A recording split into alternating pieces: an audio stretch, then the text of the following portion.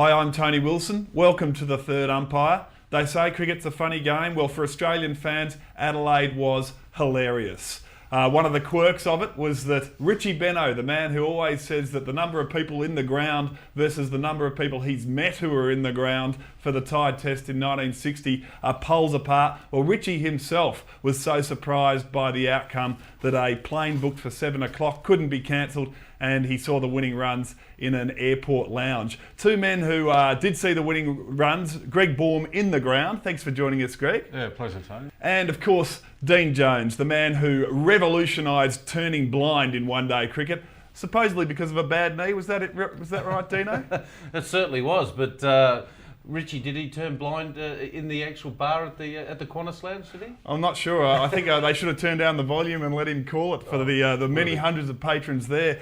Dino, what a game. Is it up there with the best test matches you've ever seen? Oh, certainly. I think it's a great example for all young kids playing that you can win a game from anywhere. Who would have thought? You know, the odds actually changed so much. What was Australia at the start of the day went from something like 8 to 1 to 45 to 1. This man, he had the bet. Yeah, I had a bet at 44 to 1. Oh, there it is. On Ching, England, ching. actually, but it didn't come through, of course. Now, can you tell me, in Perth, will Shane Warne have that sort of influence again? No. In Perth, you need two guys to bowl well in the wind. I feel sorry firstly for England, if I can quickly digress, because Panesar, they're expecting to get 5 wickets. He's not going to get many wickets at all in Perth, but he needs to keep it tight.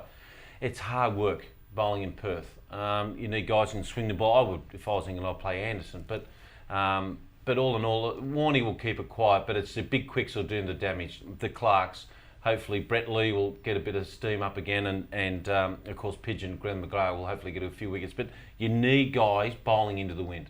Well, in terms of terrifying sights, I don't think I've seen anything more scary than 84-85 when the Windies were charging in at Perth. Are they going to have that sort of bounce, Greg, in this pitch? Or what's the word people are saying about the Q rating? No, I doubt it. I mean, the Wacker are talking it up and saying it'll be an old-style Perth pitch, but they haven't had a wicket like that for 2 or 3 years there. The quarry they used to use to make that pitch with its high clay content soil is shut. They can't use it anymore, so that they've had pretty flat wickets for a few years now. I think it'll be like last year's pitch where Australia gave itself a day and a half to bowl out South Africa and they only took 5 wickets. And Dino, you had to bat on that pitch. Is it good they're not using that quarry? Was it terrifying? Oh, look, I faced the West Indies on the old pitches and they were just super quick. Look, you can get pitches where it's actually huge cracks are in it and all that type of stuff. But look, I think they played the test match at the wrong time of the year. I think it should be played after Christmas.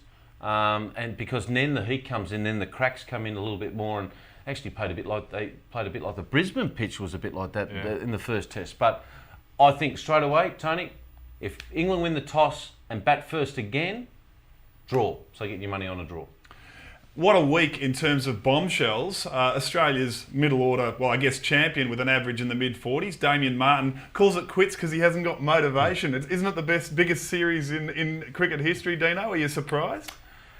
My word is I was with a lot of the ex-Australian players and English boys, and I know Marto pretty well, as does Greg, and he's a bit of a knee-jerk reaction type of guy to certain things. I only think it's my humble opinion, I think he's been told that this was going to be his last test, and has acted accordingly by saying, ram it, I don't want to play. Greg, is that what you've heard? I haven't actually heard that, but I wouldn't be surprised if that would be Marto's character.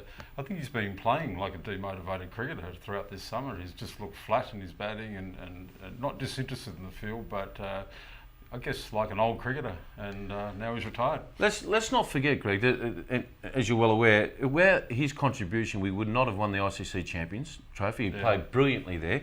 He's been one of our best one-day batsmen going along for a long time. You just don't feel the complete player. I think the selector said, we want you to play on one-day cricket, but no more test cricket. Now, that's what they did to me. You don't feel the complete player anymore.